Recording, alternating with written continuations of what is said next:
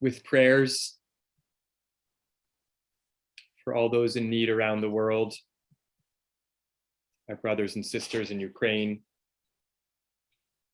those not even yet able to think about rebuilding in the wake of the devastation of Hurricane Ian in Florida.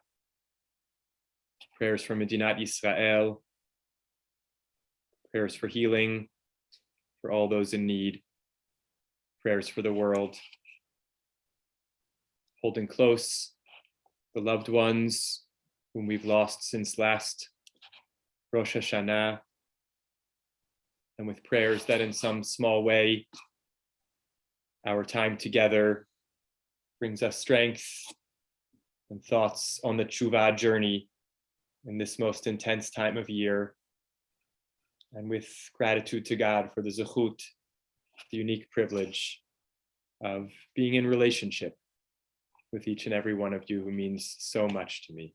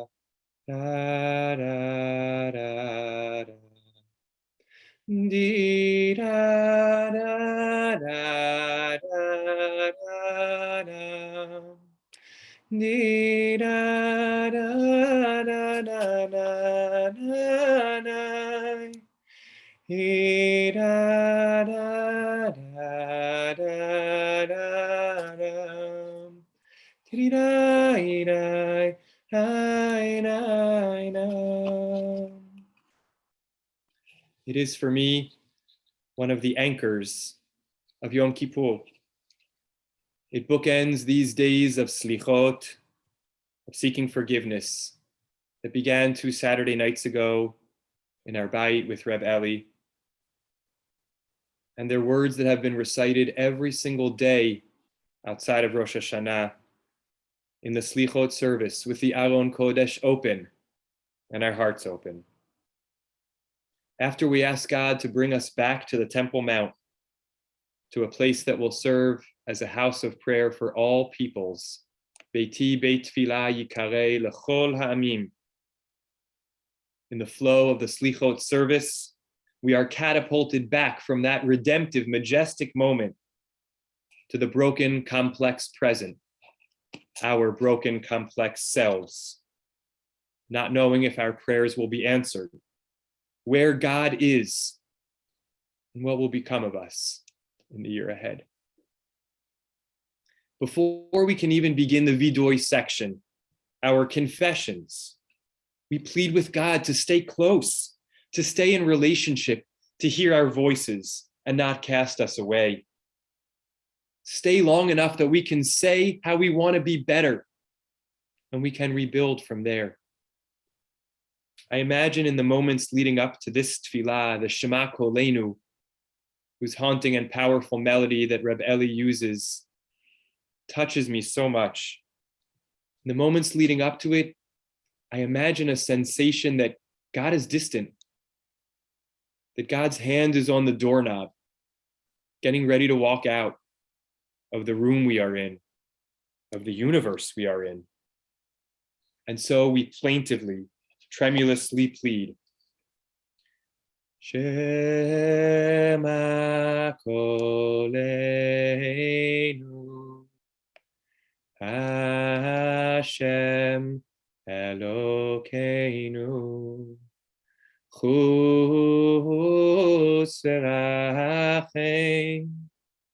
Chus v'rachem aleinu.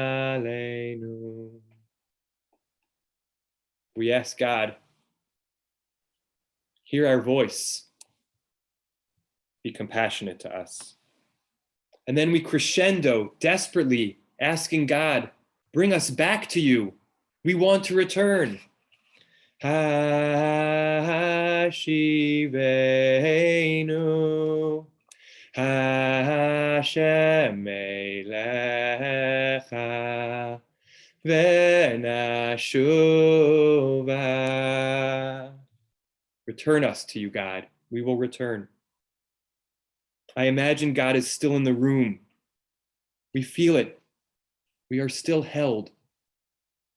But for how much longer? So we gather our composure and we implore God. Al tashlichenu milfanecha v'ruach kadshecha al tikach mimenu. Don't cast us away, God, from your presence. Don't take your Holy Spirit from us. And then imagining ourselves as elders, imagining our elders with our strength ebbing, we tearfully pray. Al tashlichenu le'tzikna kichlot kochenu al tazvenu. In most machzorim, you find then the words, the responsive reading ends here.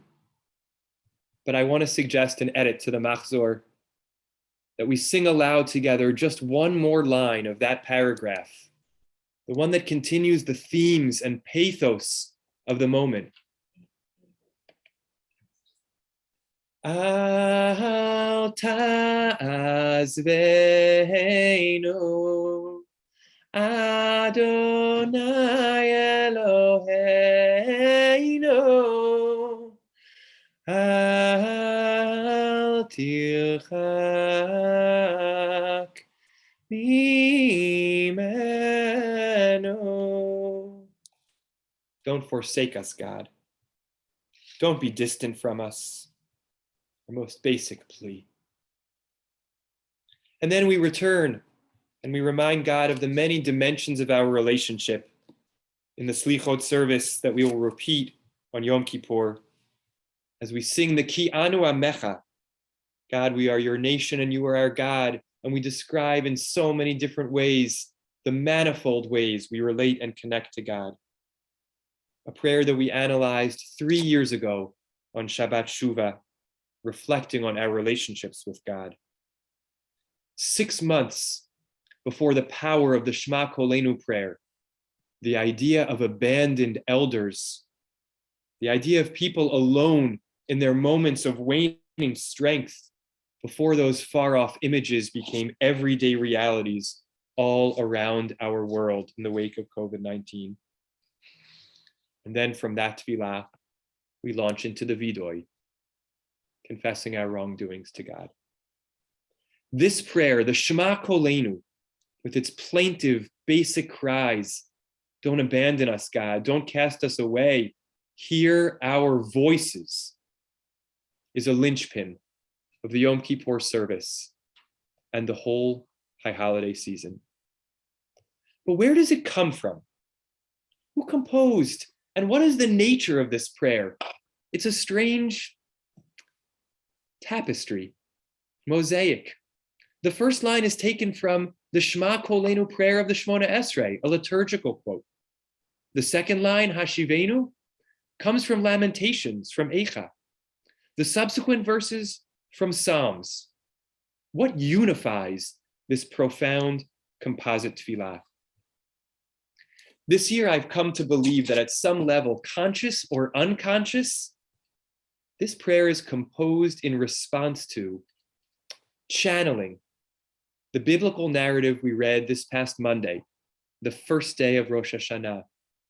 A reading which in its own right we should ask, why was it selected for Rosh Hashanah, the day we commemorate the creation of the world, the creation of human beings, when we coronate God as king? What does the story of the casting out of Hagar and Yishmael belong on that day. But I believe that it is the understory for this prayer.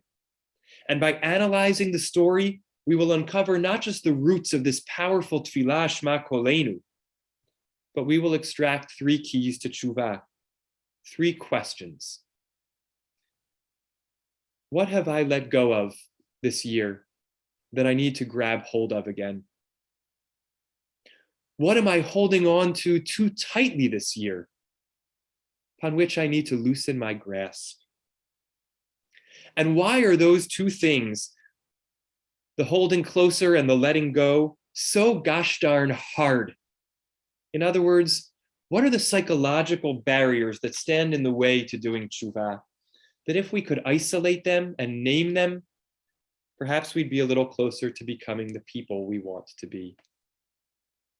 I'll be sharing sources over the course of our learning together, but for anyone who wishes to open the source sheet and go at your own pace on your own screen, I'm pasting the link again here in the chat. Let us begin. After the fulfillment of a divine promise to her and the answering of Sarah's prayers with the birth of her biological son Yitzchak, after so many years not conceiving a child, and after Yitzchak's weaning celebration, Sarah lays eyes on Yishmael, described in this story only as the son of Hagar the Egyptian, or the lad, mitzachek, playing, making sport with Yitzchak in a way that upsets Sarah. She tells Abraham to throw Hagar and Yishmael out, to banish them, using the same verb that is used for God's banishing of the first human beings from the Garden of Eden. Abraham is distressed at this request, as we know, and God tells him to listen to Sarah nonetheless, reassuring Abraham, as we will suggest later, that this is for an ultimate good. Our micro scene picks up in source 2 with verse 14. Early the next morning, Abraham took bread and water and gave them to Hagar, placing them on her shoulder together with the child, and sent her away. She wandered about in the wilderness of Beersheba. As I read, I'll be returning to the Shema Kolenu prayer, which we'll see above in a moment. When the water was gone from the skin, she cast away, Vatashlech et hayeled. Al tashlichenu, cast us not away, God. And she went and sat down at a distance, a bow shot's distance. Al tirchak mimenu, don't be distant from us, God. For she thought to herself, Al el'eh b'mot hayaled, let me not look on as this child dies.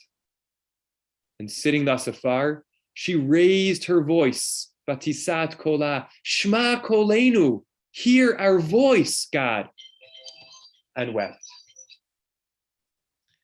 God heard the cry of the boy, and a messenger called to Hagar from heaven and said to her, what troubles you, Hagar? Fear not, for God has heeded the cry, Shema kol, Shema kolenu, hear our cry. Heeded the cry of the boy where he is. Come, lift up the boy and hold him by the hand, for I will make a great nation of him. And God opened her eyes. She saw a well of water. She filled the skin with water and let the boy drink. God was with the boy and he grew up. We'll come back to the conclusion a little bit later. Take my word, or take the biblical concordance or Bible search engine's words for it, that there is no other biblical story in the entire Tanakh that combines these keywords, casting away, distance, and hearing the voice, other than this one.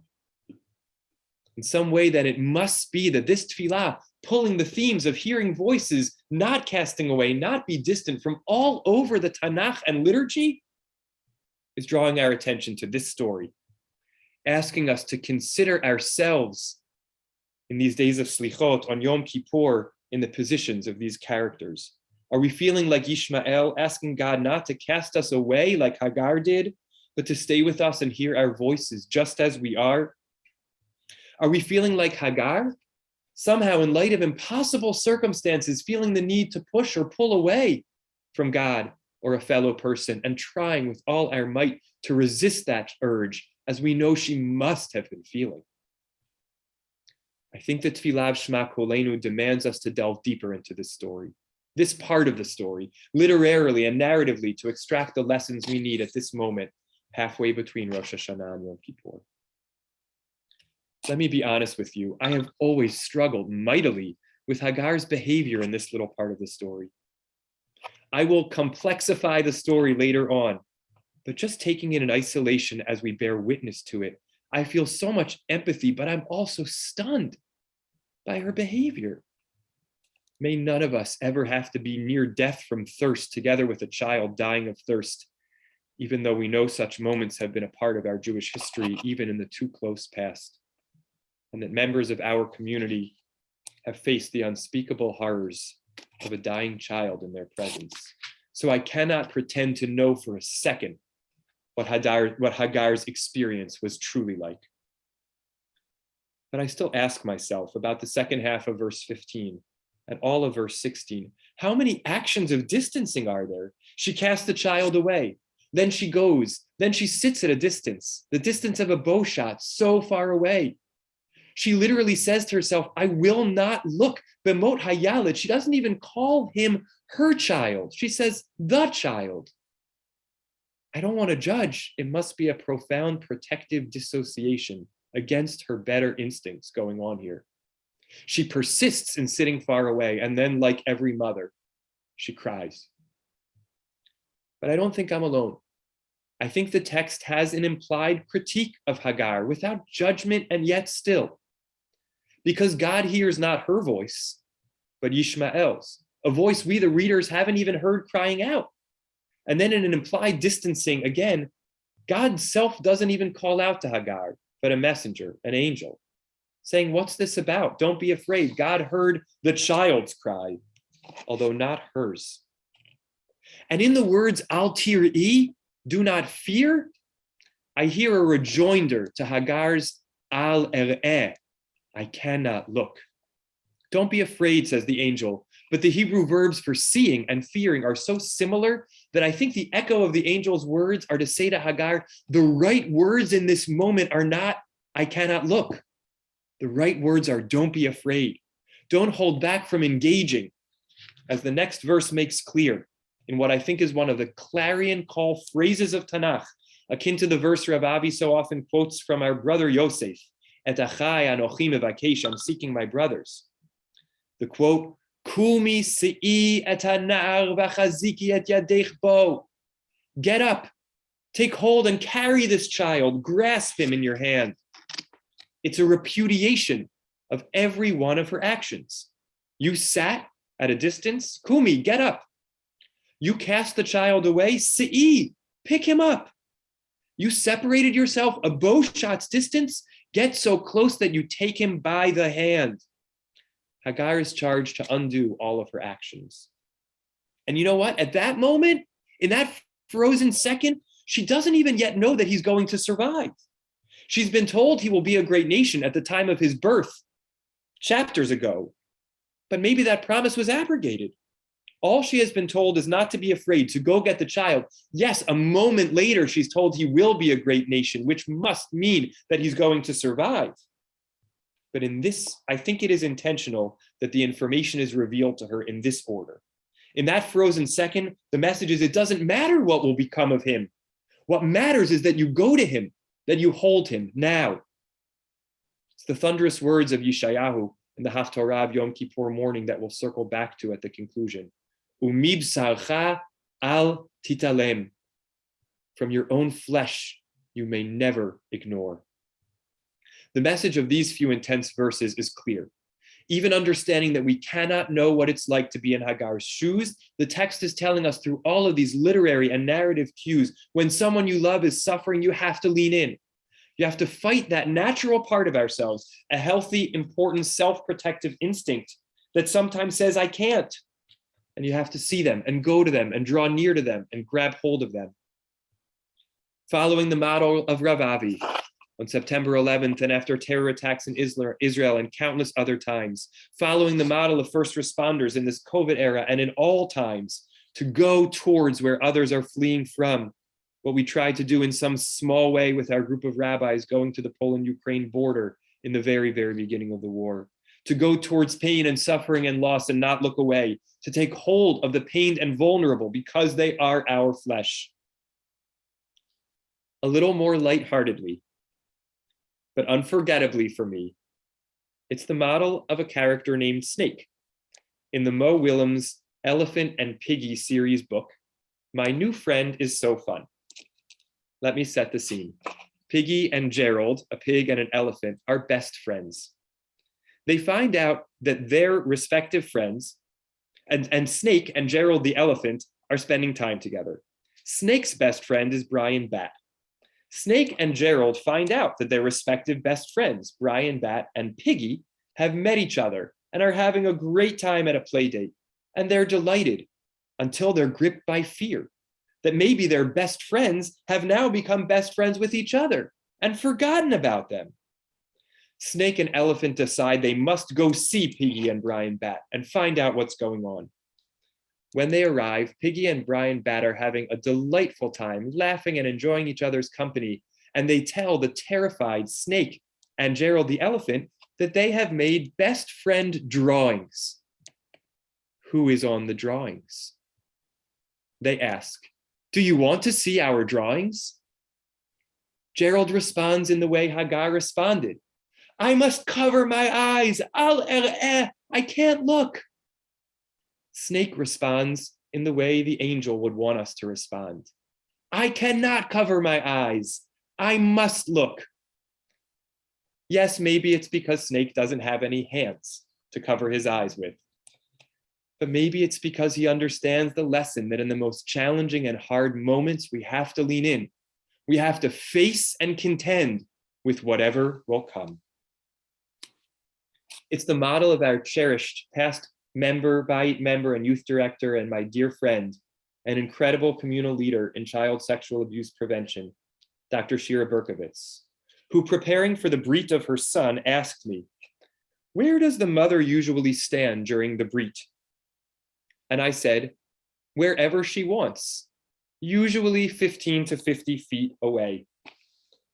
And Shira said, "My 8-day-old child is undergoing a painful procedure and I should stand between 15 and 50 feet away? I would like to stand right next to him." And so she did, stroking his hair and reassuring him all the way through his Brit Milah. Umibsarcha al titalem. We cannot ignore our own flesh. The pinnacle moment of this story, the words that serve to me as the motto of this message, are the angel's words. Hachaziki et yadech bo. Take hold of him. Cut through every layer of resistance and uncertainty and connect deeply and truly. Even if he dies in your arms, he dies in your arms. The first step in Shuvah in this model is to look at what we have let go of, sat distant from, cast away.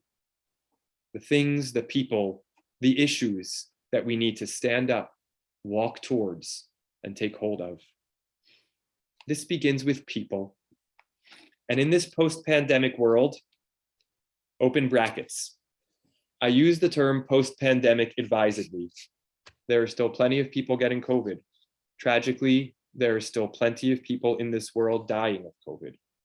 And our goal at the Bayit is to enable everyone and to encourage everyone to return to the embrace of in-person community and to help support our doing so safely, comfortably. And for those who feel they can't or aren't ready, COVID-related or otherwise, we've learned in this time and we pledge to always continue to offer ways to connect in as many different fashions as possible, as evidenced by our Zoom drasha, which will continue. Close bracket. So in this post-pandemic world, many of us, consciously or unconsciously, have still reduced our social interactions and not brought them fully back. We go less to see friends and family. We host fewer meals in our home. Or friends and family are reticent to come see us and we just let it go instead of trying to figure out a way to get to them. And our relationships suffer as a result. Harder. Maybe we had differences of opinion over COVID-related things, or other things in this particularly fractured last 2.5 years, without the aid of just being in the room with each other to smooth out and broaden and deepen our relationships. And so maybe there was more distance. What relationships do we need to grab hold of again? What loved ones need a holding hand? Harder. What relationships have hard conversations we let go of, or said for the time being, al er'eh, I can't countenance, I can't face that right now.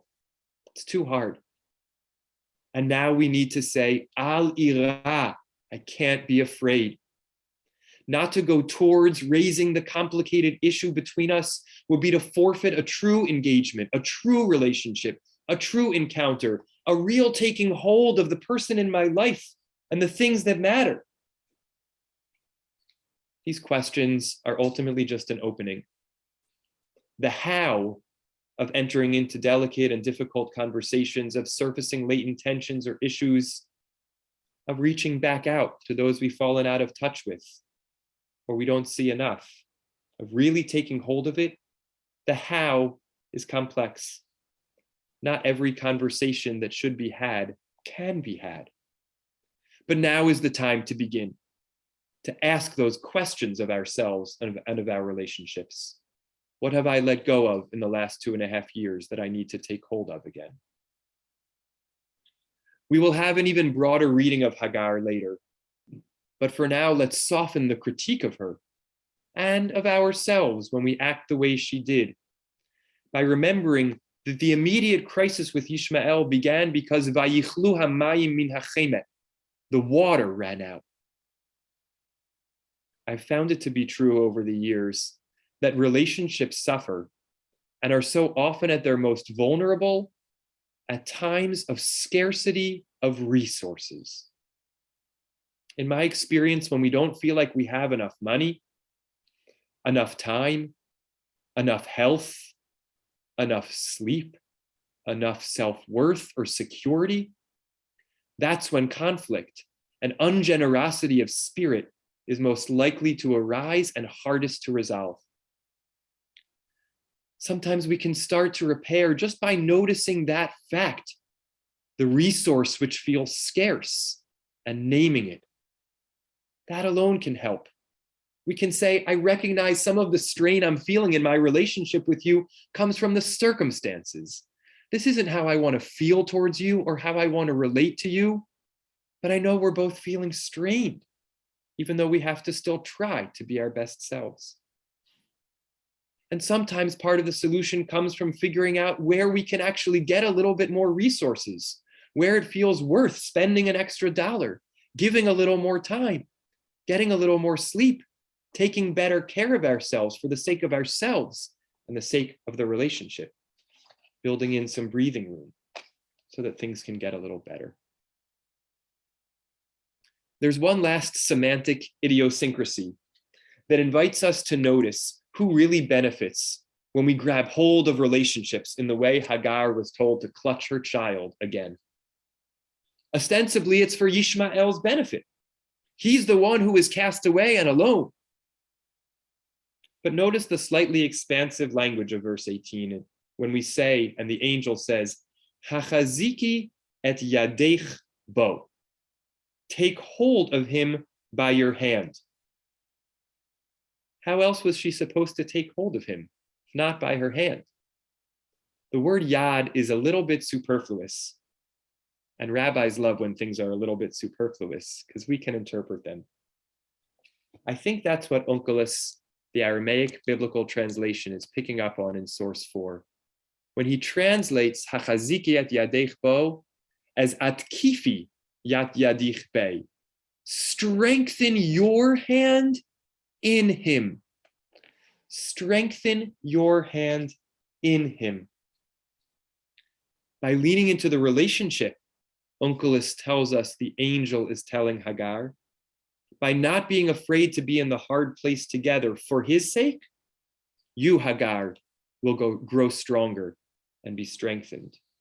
Taking the other by the hand makes us stronger. My friend, and communal teacher and Bayit member Dina Weiss, with thanks to Rabbi Barry Dov Katz, cherished colleague, for pointing out to me her beautiful teaching in this year's Hadar High Holiday Reader, expresses these post-COVID relationship challenges beautifully. She says, "The months and years of COVID have taught us that being socially distant is the safe position. The experience of the pandemic has accustomed us to the ease of separation. We have been given license to insulate ourselves from other people, and it's an arrangement we can get too used to. As we prepare ourselves to confront the changes that we need to make in order to become better people, let us avoid the danger of thinking that this is a process that occurs in isolation. Rather, it occurs through conversation, through the awkwardness and difficulty and pain of confronting our pain and the pain of others. This may be the most emotionally trying path, but it may also prove to be the most fruitful. Hachaziki et yadech bo. Your hand will be strengthened by taking hold of his." It's this crucial image and idiom, the hand that takes hold, that brings us to the second step in our Shuvah journey. If the Hagar story teaches us to hold tightly onto the things we have let go of and allowed to grow distant, the once every 7 years mitzvah moment of the past week teaches us the power and necessity of letting go of some of the things we hold on to too firmly. It's a mitzvah that comes around just once every 7 years. It happens in an instant, but its impact lasts much longer and penetrates much more deeply if we only let it. I refer to the mitzvah of Shmitat Ksafim, remitting debts, that happens, as source 5 clarifies, as we'll see in a moment, at the end of the Shemitah year. Miketz Sheva Shanim Taseh Shmita. At the end of every 7th year, you shall practice remission of debts. With the setting of the sun this past Sunday night, as the Shemitah year concluded, all loans between fellow Jews that were the simple giving of money to be repaid at a later date were remitted, forgiven, canceled, gone. There are a variety of rabbinic and legal intricacies to this practice, and the legal loophole of prosbol that many people utilize, which enables those debts to be collected again after the Shemitah, and which was instituted so that people would continue to loan to the needy instead of not loaning knowing their debts would be canceled. But ultimately, the Torah's vision here is not about prosbol. It's about literally learning to let go of some of what we have or what we had and loaned to others. The operative word here is letting go. And letting go is done with the hand, as we see described so powerfully in the source on Shmitat Ksafim here in Deuteronomy 15. At the end of 7 years, you should practice remission of debts. What is this Shemitah? Shamot, kol ba'al masheyado. Everyone whose hand is empowered, who holds the strength financially, should let it go. Et achicha tashmet yadecha. You must remit by your hand whatever is due you from your kin.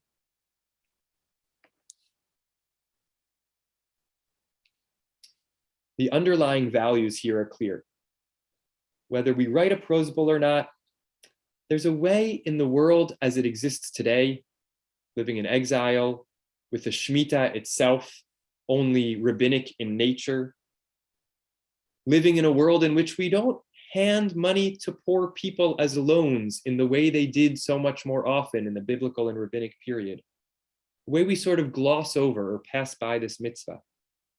And by doing so, we miss out on a lived experience the Torah really wants us to have, a loosening of our hold on possessions.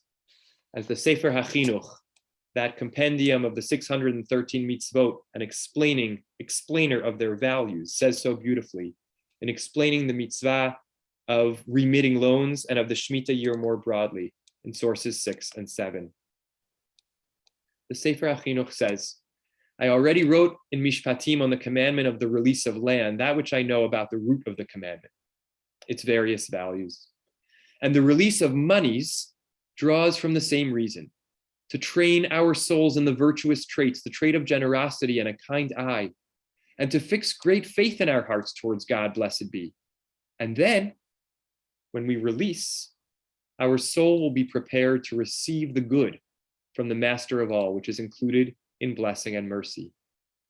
To me, it's not incidental that the Sefer HaChinuch emphasizes that when we let go, we're able to receive blessing from God, more than if we were still holding on to that loan.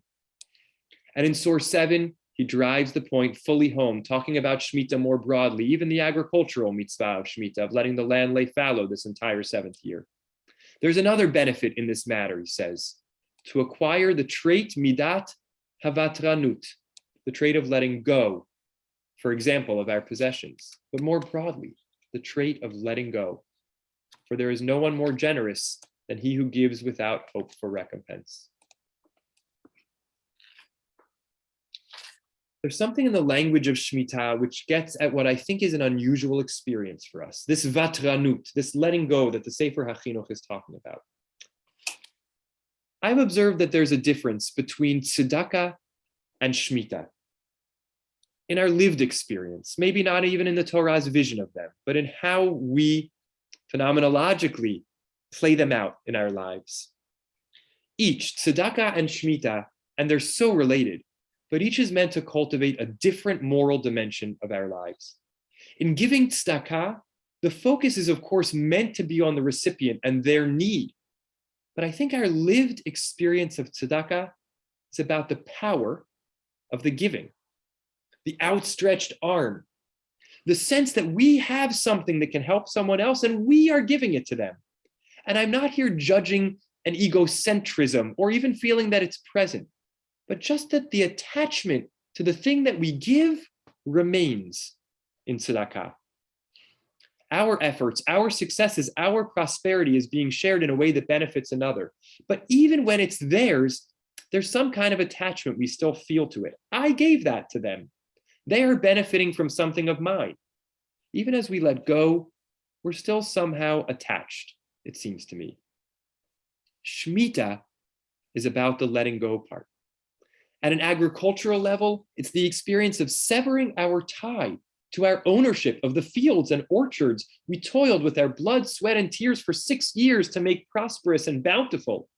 On the Shemitah year, we're not even enjoined to pay any attention to who comes to collect the produce that was once ours. That would defeat the purpose. The relational aspect of this mitzvah, which is in part about giving, is reduced. What is emphasized is the experience of loosening our attachments to property. The same reduced relational element and heightened inward letting go element goes for Shmitat Ksafim, the mitzvah of remission of loans.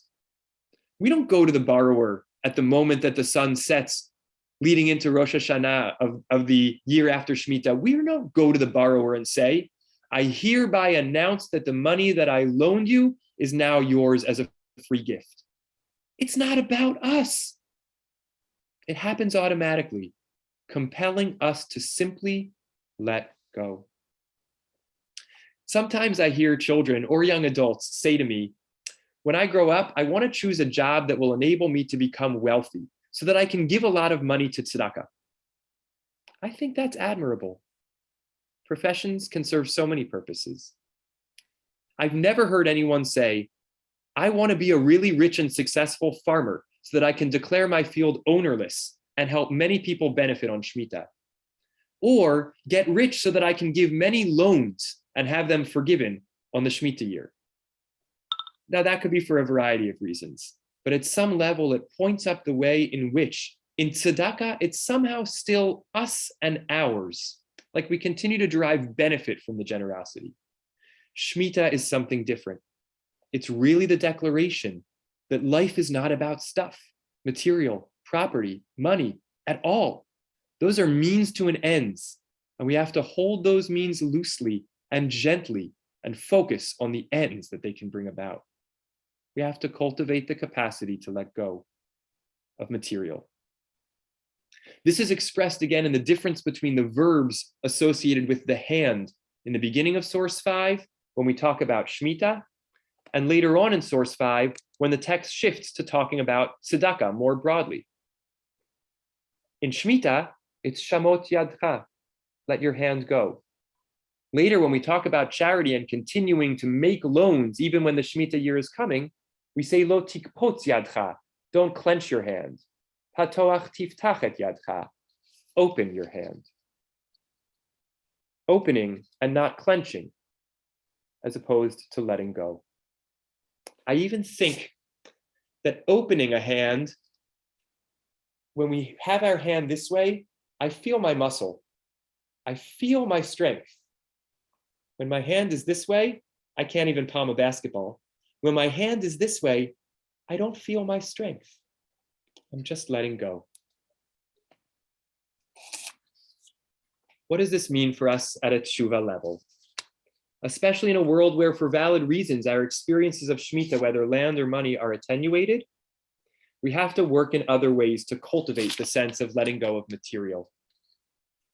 There are many ways we can do this, but maybe this year we dig a little deeper and we ask, what are my attachments to physical things? Are there things I feel like I can't live without other than the basics? What's that about for me? What would it feel like to imagine letting go of something I cherish? It would be okay to feel loss, but can we strengthen the muscle that helps us know we would be fine without whatever those things, material or financial, are? Of course, the mitzvot of tzedakah and Shemitah are ultimately deeply intertwined. The more practiced we are at Shemitah, the more I think we will give tzedakah. The more we feel we can let go of what we have, the more we will feel we can give to fill others' needs. Here's where I think the letting go of this second idea of Shemitah and the taking hold of relationships that Hagar learns from the Malach merge. We see it, for example, in source 8, in the discussion of not loaning on interest. When your brother sinks down in poverty, and his hand falters beside you,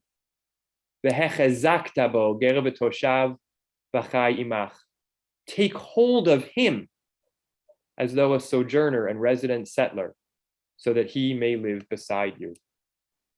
A person in our community, described here in fraternal terms like a sibling, their difficult situation is described as a faltering hand. They're not on steady ground.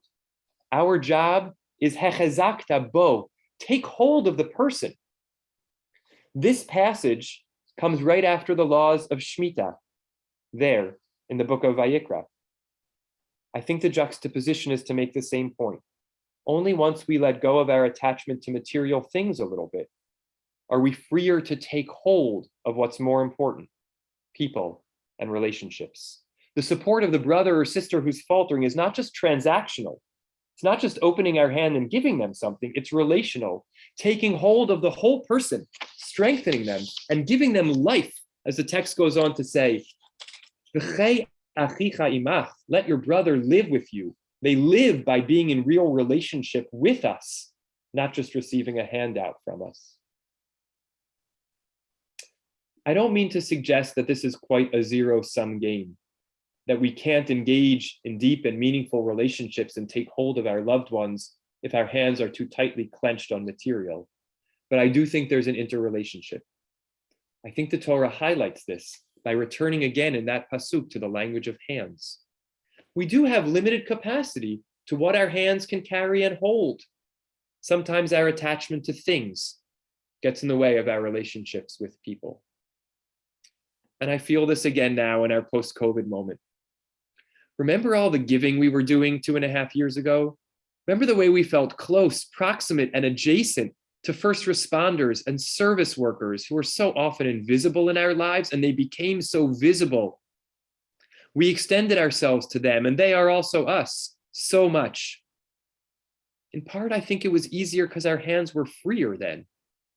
We certainly weren't ordering very much other than toilet paper because we would have had to wipe down the packages when they arrived at our front doorsteps. As crazy a time as it was, we were relieved of some of our attachments to things. We did less. We got involved other than in the needs of the moment, in less of the other stuff of life. that took our time and attention. Those service workers and first responders are still here. They're still our neighbors and ourselves. Our lives still depend on them and their work, even if, thank God, it's a little or a lot less intense now. What's changed is that our hands filled up again with all the other parts of life. Maybe we can take these days to think about what we can or need to loosen our grip on, what relationships we want to be freed to deepen, who lives with us, near us, adjacent to us, that we want to give more life to. Thus far, we've argued that in the realm of human relationships, the general movement is towards closeness and taking hold, based on the call to Hagar of Hachaziki et yadech bo, take hold of Yishmael. And the part of what opens the way to that, and the complementary act, is tashmeit yadecha, loosening our attachment to material things and prioritizing relationships over material. Letting go of some of what is in our hand, literally and figuratively, helps free us up to take hold of those in our lives and truly live together. And if we take the Sefer Achinuch at his word, also frees us up to feel the blessings of God in our lives. So as we lift up Hachzakat Yad, taking of the hand as a paradigm, we have to pause and take note of the fact that something very similar to this, at least in the language, is presented as a profound act of wrongdoing, described in the Al-Chetz we will recite repetitively over the course of Yom Kippur in just a few days. We see it in source 9. Al-Chetz shechatanu lefanecha bechozek yad. For the sin we committed before you, God, of using a strong hand. For the sin of a strong hand? What's wrong with a strong hand?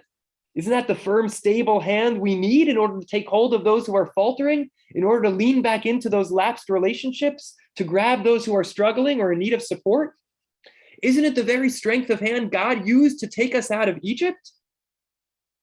The words chozek yad, exactly appearing that way, appear only 3 times in Tanakh, all in Exodus chapter 13, the story of the Exodus from Egypt, all describing the way God took us out of Egypt. One example is here in source 10. Ki bechozek yad hotzi Hashem etchem mizeh. Remember the day when the Lord took you out of the house of bondage, because by strength of hand, God brought you out of this place.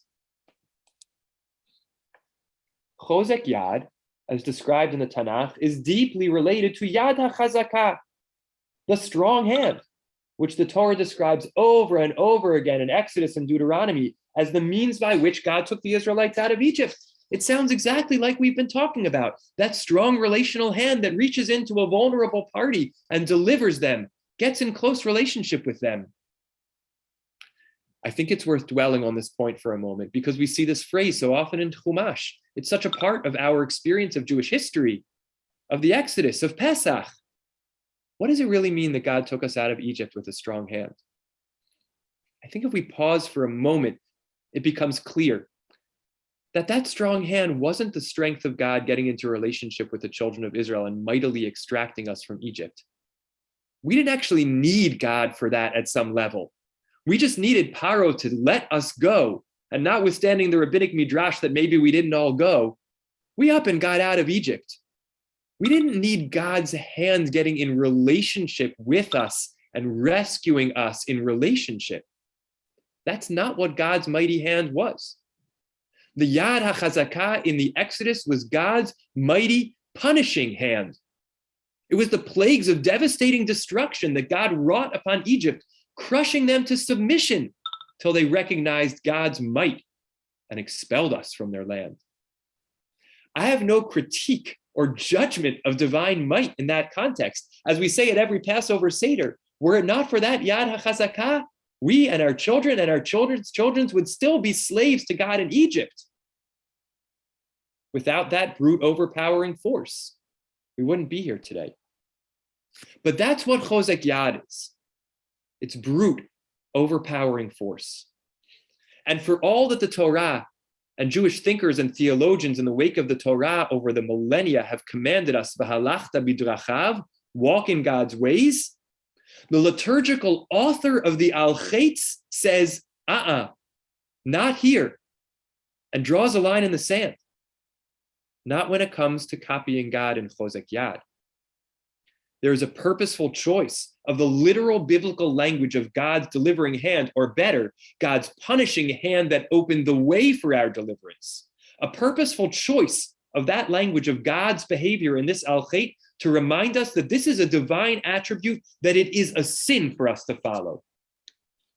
I don't believe there's any other line in the 44 Al-Chets quite like this one, where we are told that the very thing that God did for our sake is a sin we have to atone for if we are to do it. Now is not the time to delve into the philosophy of the limits of imitatio Dei. And I'm also not the person to do it, although Shira is. But I will note that Jewish thinkers like the Maharal and his much, much more contemporary virtual student, the Pachad Yitzchak, have noted and developed this idea of the limits of following in God's ways. They point out that the passages in rabbinic literature that talk about following God, imitating God, one of our most vaunted religious imperatives, only quote positive examples. Just as God is compassionate, so should we be. Just as God visits the sick and comforts the bereaved, so should we do. But you will not find a midrash, or I haven't found one, that says just as God judges the wicked, so should we do. Just as God crushes God's enemies, so should we do. Although let us note that the Rambam in Moreh Nevuchim, in the Guide for the Perplexed, does address this question. And he actually concludes that these things, acts of punishment, legalistic punishment, are mitzvot, are fulfillments of following in God's ways, but highly selectively. The Rambam says they are reserved only for the governor of a country, and only if that governor is a prophet. And that governor prophet must still be sure that their acts of mercy outnumber their acts of punishment. The message of this Al-Chet is fundamentally, don't do what God does in this realm. A hand closed into a fist and used to exercise punishing power, even for a purpose, is a problem. This is complicated for the very reason the Rambam mentions. There are times when it feels like that strong hand is warranted in service of something else, to protect another person. But our overall attitude to the use of force, of power, has to be profoundly avoidant, circumspect, and regretful. Even with purported cause, we must never look any way but negatively at Chozek Yad. This realization takes us back to the story of Yishmael and Hagar and introduces Sarah into the story. Remember, in our first reading, we recognized that Hagar was in an impossible situation of scarcity. Vayichlu hamayim min hachemet. The water Abraham had furnished her with had run out. But the story is so much more complicated than that, of course. Hagar didn't just go for a hike and run out of water. She was expelled from her home, from Abraham and Sarah's home, because of the fear that Yishmael was somehow compromising Yitzchak, or the deeper fear that Yishmael's continued presence in the home would bring him into the covenantal family where he was thought not to belong, that he would inherit with Yitzchak.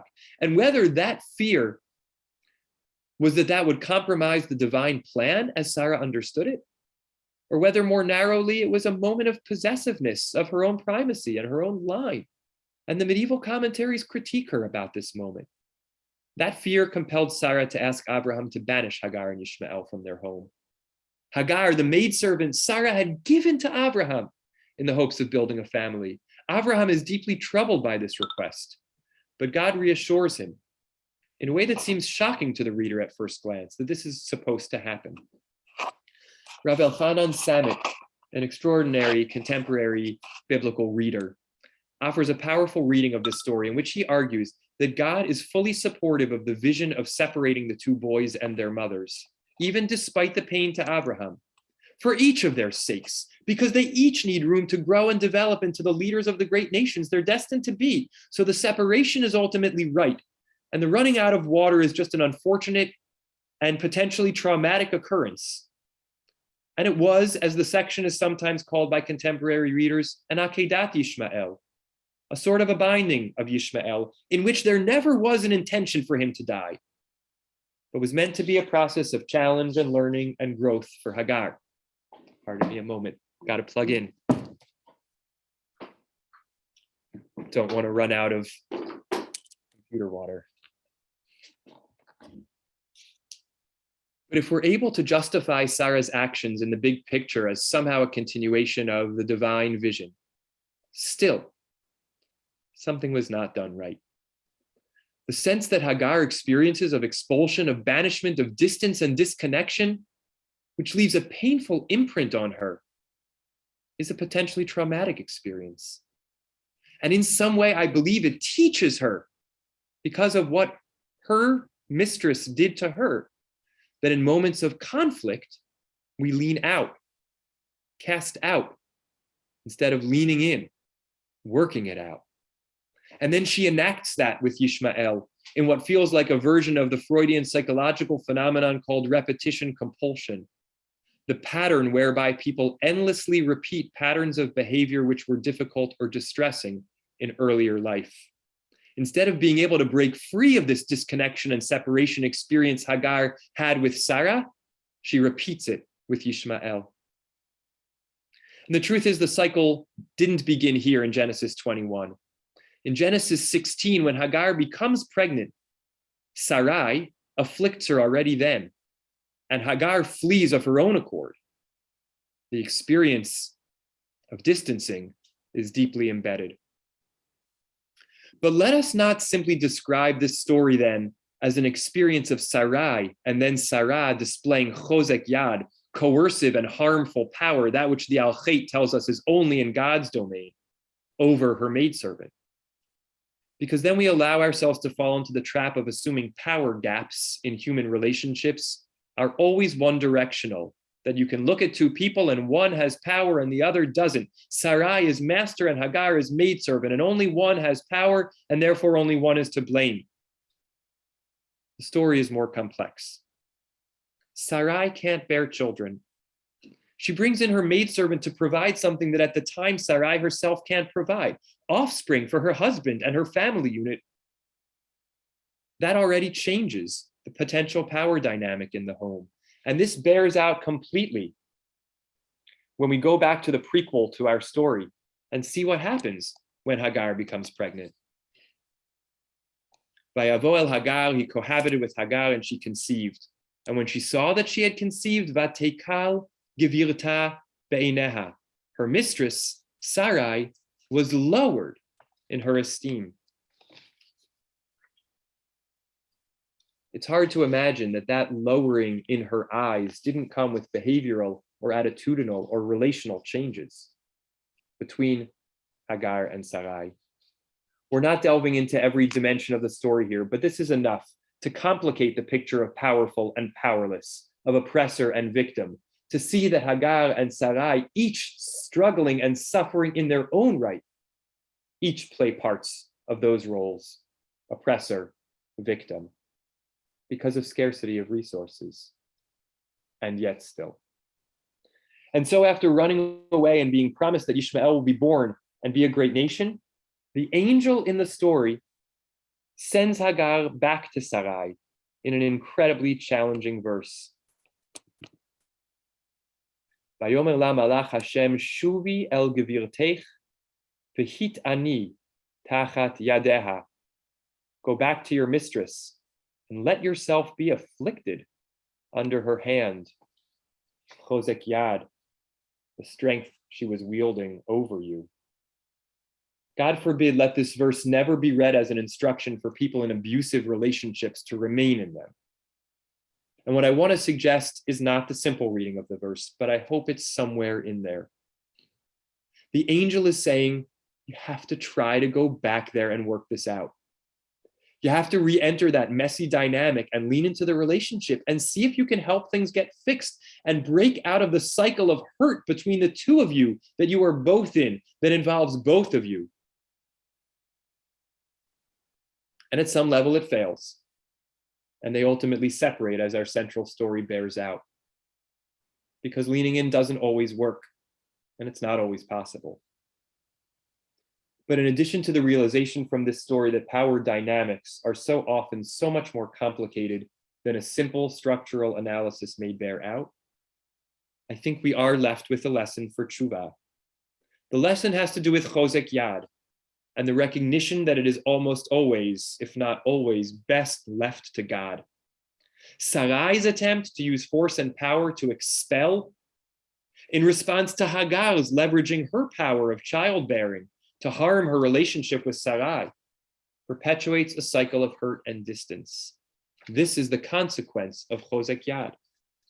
Sure, I justify my use of power in this moment, but do I really have any idea where it leads to down the line?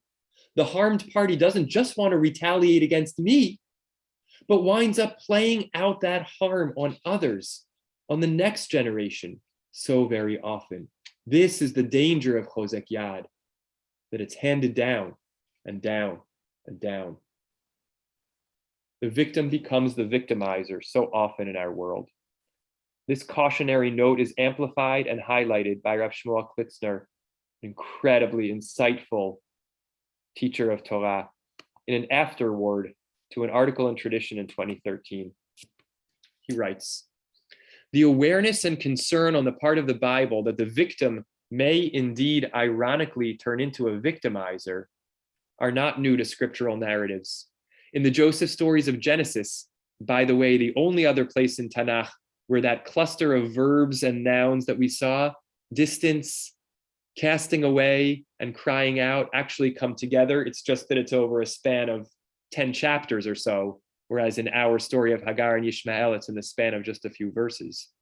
In the Joseph stories of Genesis, the half-brother who is cast into a pit and sold into slavery will penultimately cast his own half-brother into the Egyptian prison, also referred to as a pit, and will threaten to turn his brothers into slaves. One might also offer a slightly nuanced interpretation for the oft-repeated verse in the Torah that cautions the Israelites against mistreatment of the stranger. V'ger lo toneh v'lo tilchatzenu. Don't oppress, don't lean on and weigh on the stranger. Why? Regularly with the added phrase, Ki gerim heitem be'eretz Mitzrayim, because you were strangers in the land of Egypt. Listen to this. Instead of seeing the relationship between the commandment and the causality as simply stating the ostensible reason for empathy, meaning instead of seeing that the reason you should be sensitive to the stranger is because you understand their plight because you were a stranger, one might interpret the phrase as cautioning against the tendency to victimize others in much the same way one has been victimized in the past. Don't oppress the stranger because you were a stranger, and therefore you are more likely to oppress the stranger, more at risk as a past victim to be a victimizer. In reality, the exigencies of life and the complexities of the human soul create paradoxical actualities, the actualities of Hagar and Sarai, in which both parties are potentially both victims and victimizers, sometimes even simultaneously. Fortunately for readers of the Bible, this complexity is implicit and at times nearly explicit in the richness of text, context, subtext, and intertext. For me, this is one of the deep truths in life. I think about it in interpersonal relationships. I think about it for Am Yisrael, the Jewish people. I think about it for Medinat Yisrael. When we stand on the brink of a conversion and someone who is about to become Jewish is in the waters of the mikvah, after asking a series of questions of accepting the divinity of God, the yoke and binding nature of mitzvot, we ask the final question, the only question the Talmud says that one needs to ask a convert. Do you understand that the Jewish people have been oppressed and persecuted and victimized throughout their history, and I always add, up to and including today? And even still, do you cast your lot in with this people? We have such a history of victimhood. We should never let anyone deny that reality and that truth. We must vociferously fight against those who would claim that there's not anti-Semitism in the world, that there is not violence against Jews in the world in our history and today. And we have to fight with every fiber of our being to eradicate the possibility, the likelihood that having been victims so built into our psyche increases the chance that we will be victimizers. We must never allow it to be an excuse for victimization. As a nation, and now in an age of Jewish power, as sovereigns in our land. There's a postscript question to this cycle of victim and victimizer, which we cannot ignore. It's the question of Yishmael. Does he inherit the predilection to distance and leaning out of relationship instead of trying to get into those difficult places and work things out? The Torah leaves this question painfully and powerfully unresolved. We know precious little about Yishmael after this moment, but there is a clue. Back in source 2, we were told that Yishmael grew up after this profoundly challenging moment, after God hearing his cry, and he becomes, verse 20 tells us, Roveh kashat, skilled with a bow. Kashat, keshet, the bow. Sound familiar? It's there in verse 16. It's the distance his mother placed between her and him. Harchek kim tachavei keshet, a bow shot's distance.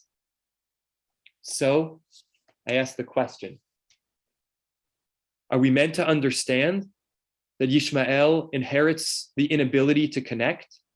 His relationships are mediated by distance, always remaining a bow's shot away from those to whom he should draw near? Or the opposite? Does he shoot those arrows to close the gaps of distance, overcoming the relational and psychological load he bears by dint of his birth and his maternal relationship? Remember that he comes back with Yitzchak to bury Avraham. He has the capacity to close those gaps. Or maybe that was the only time they saw each other again. This is not a question we can answer from the biblical text, but I do think it's asking us to ask it, to consider the aftermath of this story and the question of how challenging it is to overcome the sometimes painful, sometimes challenging formative experiences of our childhoods and early relationships, the loads we receive from our relationships with parents, with mentors, with authority figures, the loads they carry. I've long thought the definition of a hero, and I have people from our Bayit community in mind, is someone who doesn't pass on the potentially traumatic and painful things they have experienced to those they touch and influence. And that heroism is the hope I carry, along with feeling so incredibly blessed to not have lived a life of adverse experiences and heavy baggage. I say with endless gratitude to my parents in this space for a loving home, for a supportive home until today.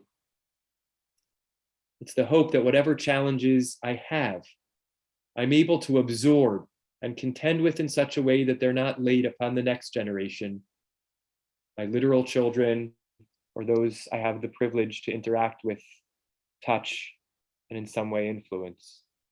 That hope and that prayer, so powerfully expressed by the Israeli musician Hanan Ben Ari in one of my favorite songs, Amen al hayeladim shali.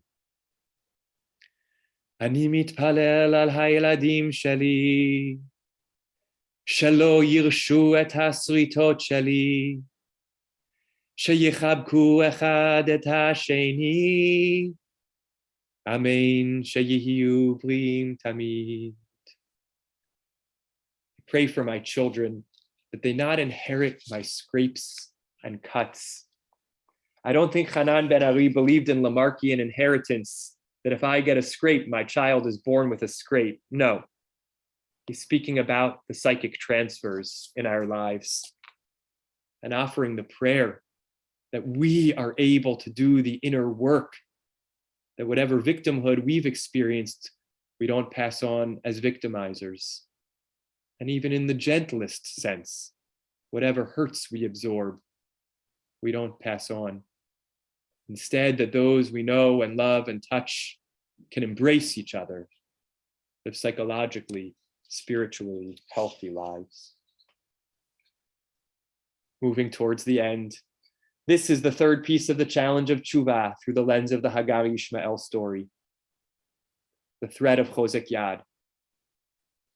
It all began with asking ourselves what we have let go of, distanced from, that we need to lean into. To be free to do that, we've striven to learn the ethic of Shemitah, of what our hands are too tightly attached to that we want to loosen our grip on. And then digging deeper, trying to uncover what ways of leaning away from relationships or holding too tight to things are a reflection of what we have inherited from those who shaped us, and how we can break that cycle of repetition. From Chozek Yad to Hachzakat Yad, from brute force to holding hands in strength. Maybe all this culminates thematically, if not literarily, in the Haftarah of Yom Kippur we spoke about earlier in source 14. What's this day of Teshuvah supposed to be all about? Not just the rituals of the day, not just the clenching of our hand to say al chet for the sins of force, of Chozek Yad, but actually to ask, what are we using our hands to open? And who can we be holding on to? As Isaiah says, this is the fast I desire. Unlock the fetters of wickedness. Untie the cords of the yoke and let the oppressed go free. Break off the yoke. Share your bread with the hungry. Take the wretched poor into your home. Hechezak dabo. Take hold of them. When you see the naked, clothe them. Umibsarcha lo titalem. Do not ignore your own kin. Near kin or far kin.